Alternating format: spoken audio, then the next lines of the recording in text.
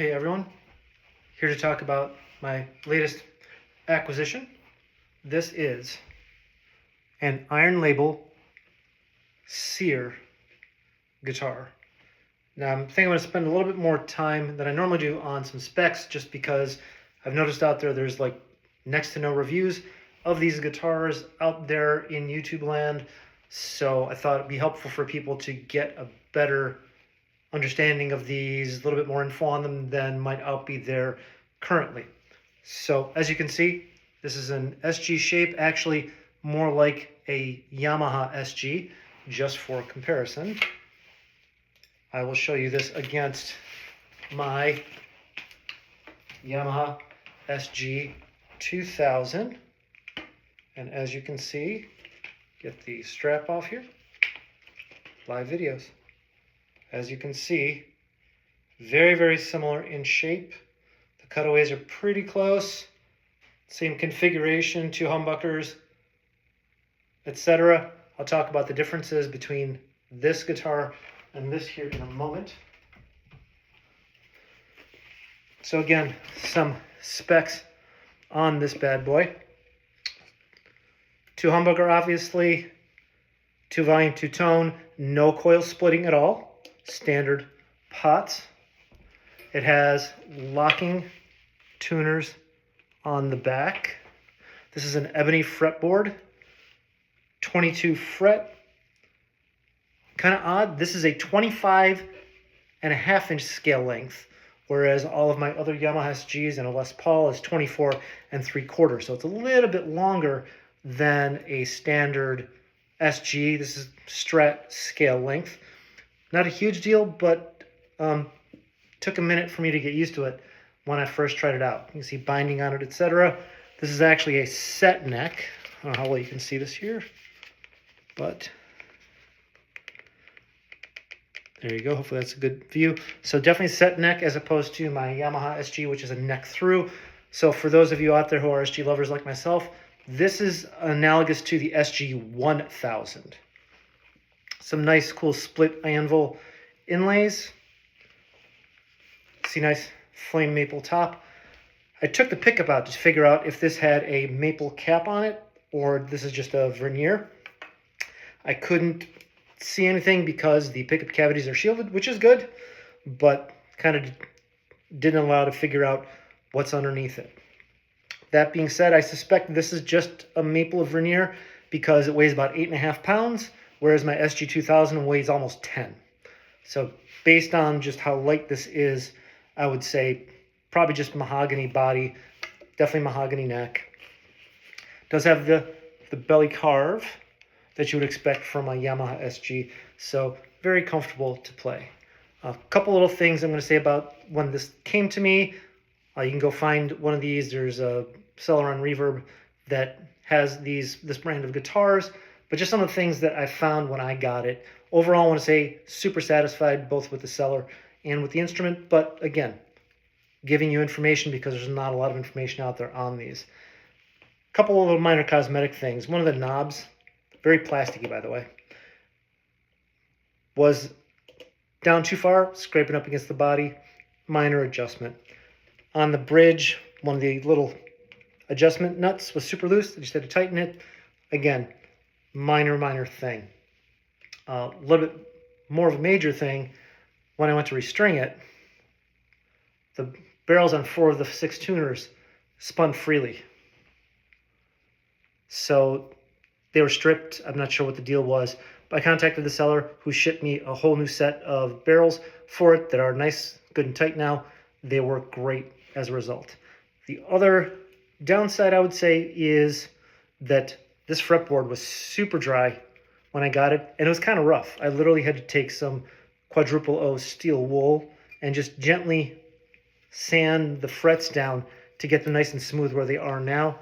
A couple coats of fretboard oil, and that was much better. But again, I don't know how well you can see this here, but when you look at it, it's still not that good black, dark ebony I see on my Yamahas. Could just be the ton of wood. It looks a little dry, but it doesn't feel dry, so I don't know. Keep in mind these guitars are made in Vietnam. That's neither good nor bad, but just saying they're made overseas, so you can look at that. On the plus side, It was set up beautiful. Intonation was perfect. Tiny bit of neck relief on it, which I didn't mind. I did have to adjust the action on the high side a tiny bit. I found up here at the 17th fret, when you bent up, it fretted out on a couple strings, particularly the B string. Raised the action teeny tiny bit. All better now. So again, overall, I think this was a good quality guitar. I'll be playing it on my first gig this weekend, though I did rehearse with it. Stays in tune really well once the strings are stretched in and everything.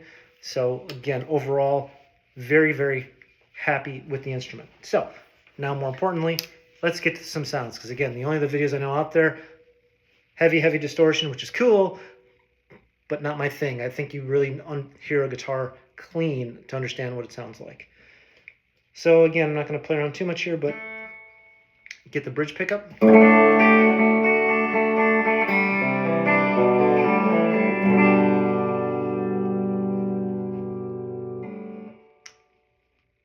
Equipment-wise, I am playing through my Blues Junior amp. A little bit of reverb going on there, all clean. And I'll be showing you some dirty tones afterwards with my trusty SD1 Boss Super Overdrive.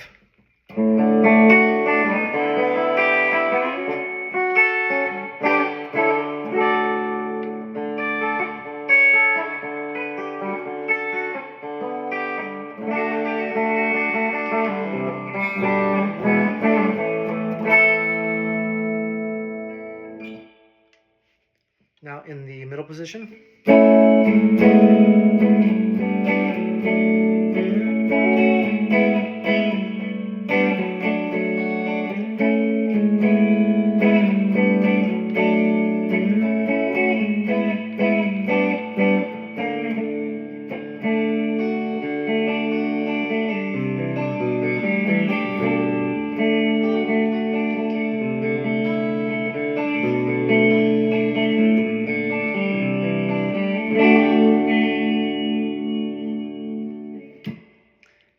And now in the neck position.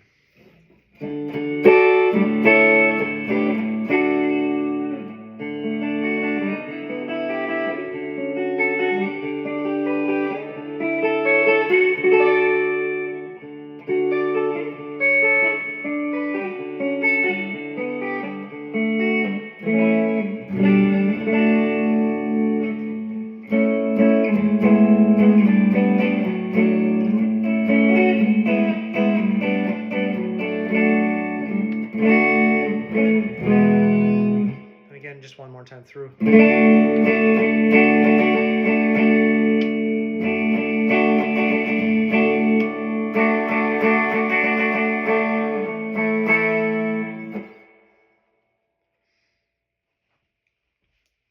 Finally, I'll give you a couple quick tones just with overdrive to kind of give you a feel for this. So probably gonna get a bit of a volume boost here, but you know, it's rock and roll for you, baby.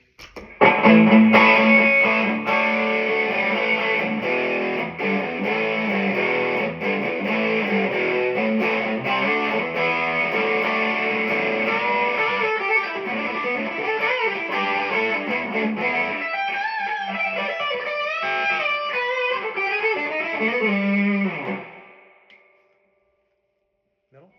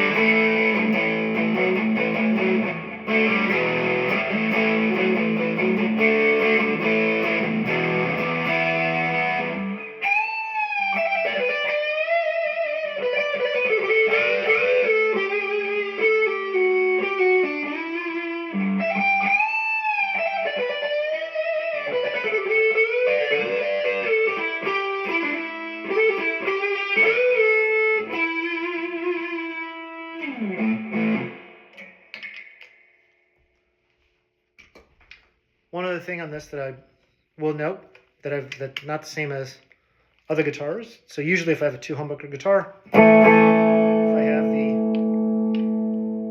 the neck volume off and the bridge volume on, I can play the bridge, but if I go to the middle position, normally that would cut out both pickups, so you can get that cool flutter delay effect with your pickups, just by your pickup selector. This one does not do that, so it's not wired that way. So I can roll in the middle position, I can roll the volume all the way off on the bridge, or go the other way. So good, bad, indifferent. I don't know. I don't do that terribly often, but just throwing it out there for those who might be expecting something a bit different. So hopefully you dug this video. My overall thoughts on this instrument, and I'm going to compare this specifically to the Yamaha SG1000, but also the 2000. For what this cost, which was listed about, at the time of this video, listed at $700 US, not a bad deal for what you're getting here. A good solid guitar. You know, I'd probably put this up against, say, Epiphone, or the overseas copies of like an ESP or a Schecter. Super solid, plays well. I like it a lot once I got it all kind of tweaked and sanded down and playable and all that. Love to play it. It is lighter than my Yamahas, which is a great thing. However, you can tell that this is a less expensive guitar. The tuners feel kind of plasticky. They work fine. They stay and don't move or anything, but they're just not as high quality as my Yamahas. Knobs are plastic, even though they look like metal. Just everything about the fit and finish on this feels like a less expensive guitar. Now, I don't say that in a bad way, but if you're really looking at an inexpensive version of a Yamaha SG, I would look at this for up against, say, a Yamaha SG500, 700, etc. If you're on the fence of those, maybe this, maybe that. But if you spend the extra money and go up to the 1000, which is what this matches up again, the 1000 is going to be a much higher quality guitar, and you're going to like it a lot better. So buy or decide. Like I said, this is going on good with me. This is a great backup guitar. I'm going to use this for drop tunings and things like that. But yeah, compared to my Yamaha, this is definitely inferior in quality. So hope you enjoyed the video. Hope I was able to provide you some good information. Leave any comments if you got questions. I'll answer them as best I can. But the Iron Label Seer model, S-E-E-R.